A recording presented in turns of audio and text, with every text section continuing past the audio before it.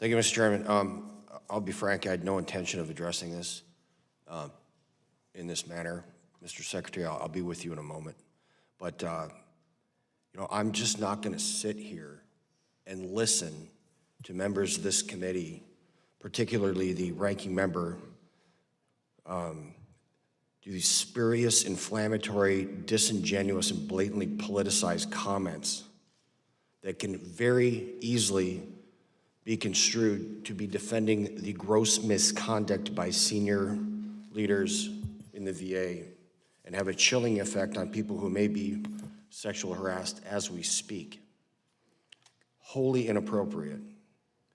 And to attempt to justify sexual harassment because it was reported by a lower level employee is offensive. Because I used to be the lower level employee, sir. I started at the bottom, cleaning toilets on a tugboat in the Navy. And so for you to say that a lower level employee should not be able to report these things is the reason that Congress's approval rating is just above a root canal. So knock it off. You. Seems like the lunatics have taken over the asylum. And I have tremendous personal respect for you. I do. And I know that you have an incredibly difficult job. But I got to tell you what, man. Leaders have to protect those we have been given the privilege to lead. Just as we, as members of Congress, have to protect those that we have been given constitutional authority of oversight to make sure that our employees who are, our constituents and our fellow veterans are protected from the acts, that it's just crystal clear. No one is debating whether or not this stuff took place, and it's horrendous. And I have to say that I believe that this is a systemic issue in the Veterans Affairs Administration, but also, unfortunately, in the Biden cabinet. You're the second member of the cabinet that has had some very significant issues with something that could be very readily addressed, sir. And they're called Commander's Critical Information Requirements.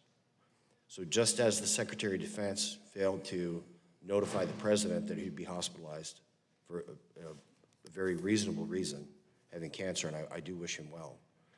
If you had established procedures, like getting a letter from the chairman of the committee that's responsible for writing the paychecks for your people, essentially, that should go to the top of your list, I think a lot of this could have been avoided.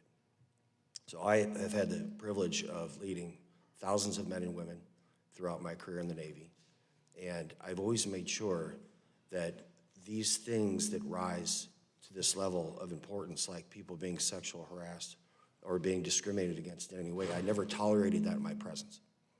And sir, if you do not tolerate these things in your presence, I would encourage you to elevate these types of issues to an immediate report to you. So you are the commander, you're the captain of your ship. And if these things are important to you, which I believe they are, I would hope that you would stress this to your staff. And if they're not meeting your standard, that you get rid of them.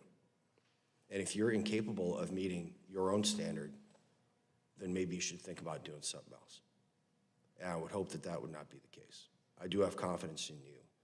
I want every single veteran to go to the VA to get health care, mental health care, so that they can thrive as citizens. So I have one question for you, and that's in regards to the subpoena that you were issued. Has the VA been fully compliant with that subpoena to the best of your knowledge? Yeah, so we are being compliant, but we have not yet provided all the documents that have been asked for. And that's not a function of us withholding the documents, it's a function of us getting through all the documents. And Very well. Do you have an approximate timeline?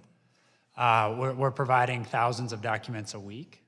So we're, and we have been, since I made a commitment to the chairman to get him those documents. And so I get that you're not going to take the heat off us until we get them to you.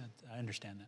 Very well. I would encourage you to elevate this to the level commensurate with how seriously we're taking this as a committee. Thank you for your time. With that, I yield back. Thank you.